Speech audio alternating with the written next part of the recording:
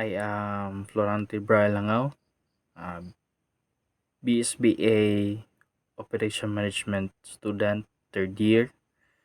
The subject is BA 263 UM8, Environmental Management System under Ma'am Rosa Lontian.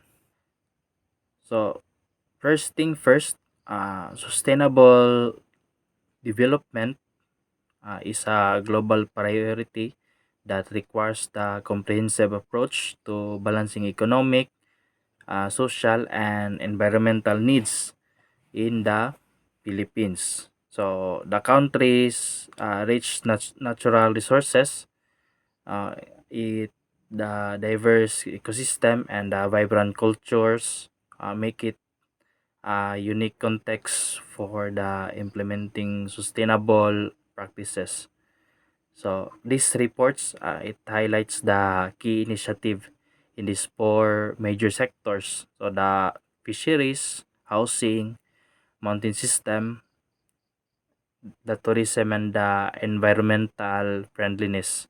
So by focusing on these areas, we will explore how the Philippines is embracing sustainability to address both current challenges and future needs. So first, the sustainable fisheries in the Philippines. So the Philippines has long known for its abundant marine resources due to its location within the Coral Triangle, so a global hotspot for the marine biodiversity. The fisheries sector, employing around 1 million people, is a significant contributor to both the economy and the culture of this island. So, however, overexploitation has become a pressing issue, so leading to the depletion of the vital fish stocks. To address these initiatives like the ecosystem-based fisheries management, so approach are being implemented to ensure the health of the marine ecosystem.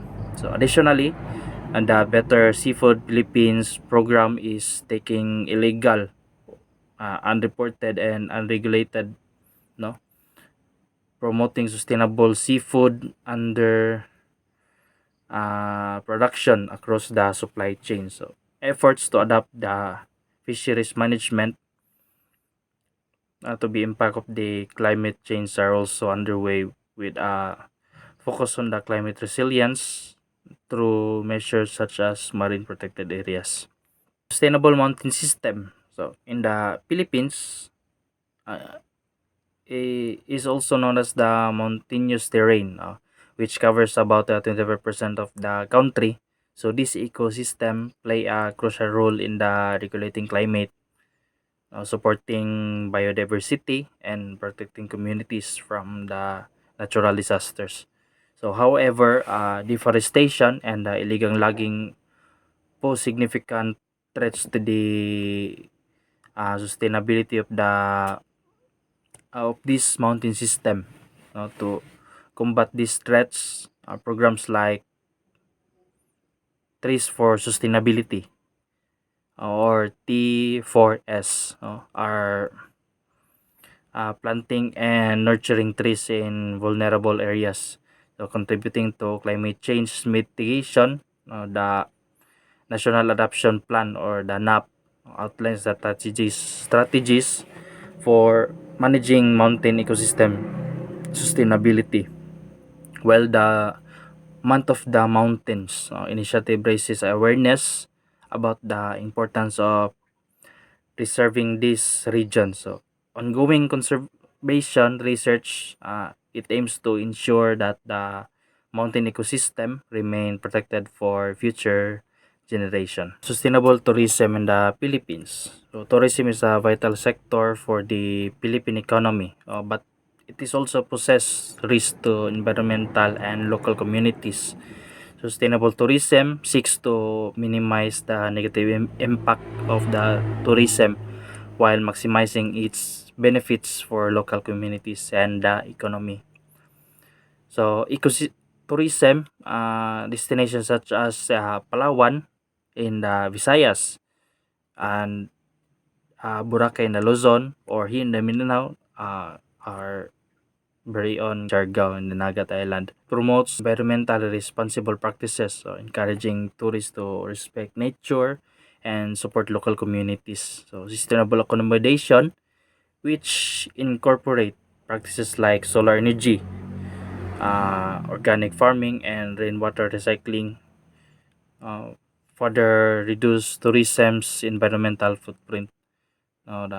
Moreover, policy frameworks such as waste management regulation and the incentive for eco-friendly businesses are guiding the sector towards the sustainable practices.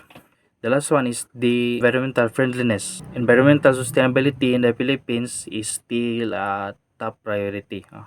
From grassroots organization to government led initiatives are numerous efforts geared toward protecting and preserving the Philippine environment. So this include programs into promoting sustainable agricultural practices, restoring mangroves and coral reefs, as well as educating Filipino citizens about the environmental issues. Therefore, the Philippines is making significant strides in promoting sustainability across key sectors such as fisheries, housing, mountain system, and tourism. With its rich natural resources and diverse ecosystem, so the country faces both opportunities and challenges in achieving long-term sustainability. So, through targeted initiatives, the Philippines is working to conserve its environment, uh, protect its cultural heritage, and promote economic growth for future generation.